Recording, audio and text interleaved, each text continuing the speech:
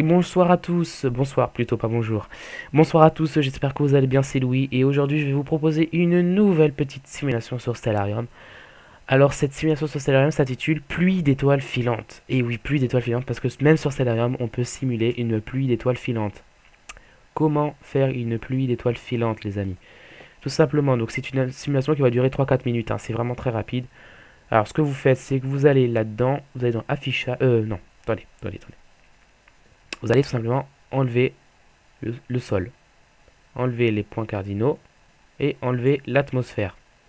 Quand c'est fait, vous allez dans affichage, pollution lumineuse, vous descendez à 1. Ensuite, vous enlevez ça. La lune, elle a disparu complètement. Vous enlevez la lune. Vous enlevez le nom des étoiles.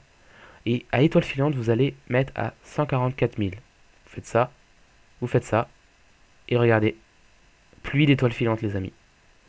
Alors là, c'est fréquence, comment dire, c'est une fréquence plus rapide. Donc là, vous voyez, le 24 novembre à 1h30, et ben, il y a tout ça qui tombe sur la Terre. Et oui, hein, vraiment, c'est vraiment ça. Hein.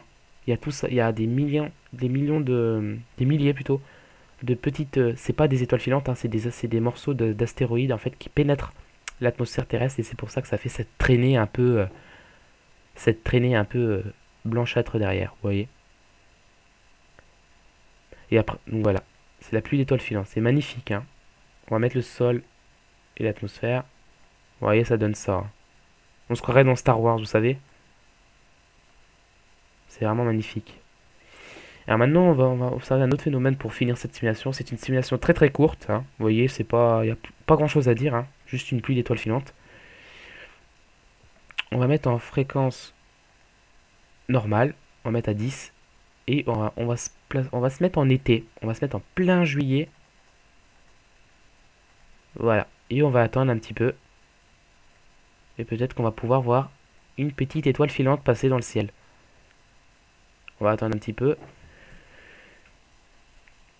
Normalement, on en verra une peut-être passer dans le ciel. On va un peu scruter. Normalement, en été, c'est beaucoup plus fréquent parce qu'en fait, la Terre, en été, elle passe dans une zone du système solaire qui est riche en comètes, tout simplement.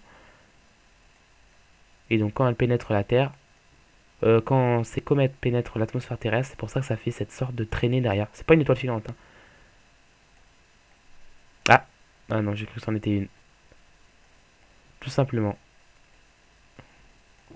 Donc si vous vous demandez ce que c'est cette traînée blanchâtre, c'est tout simplement la Voie lactée. Hein. Il n'y a rien de plus compliqué là-dedans.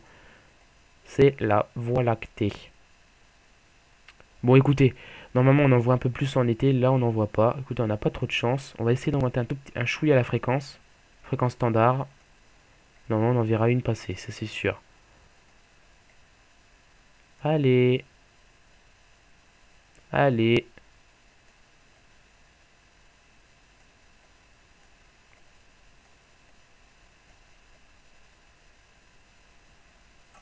Bon écoutez, on va se mettre en fréquence 1000. Taux de pluie d'étoiles filantes élevé. Normalement ça devrait... D'accord, ok. Ah voilà, merci. Merci.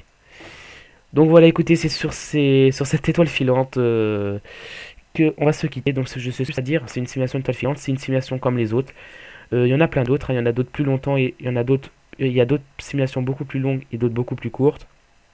J'espère que cette toute petite simulation vous a quand même plu. En tout cas, je vous fais des gros bisous, je vous dis bye bye, à la prochaine, portez-vous bien, n'hésitez pas à vous abonner, à liker, à commenter, tout le bazar. Je vous fais des gros bisous, c'était Louis pour votre service, à plus tout le monde.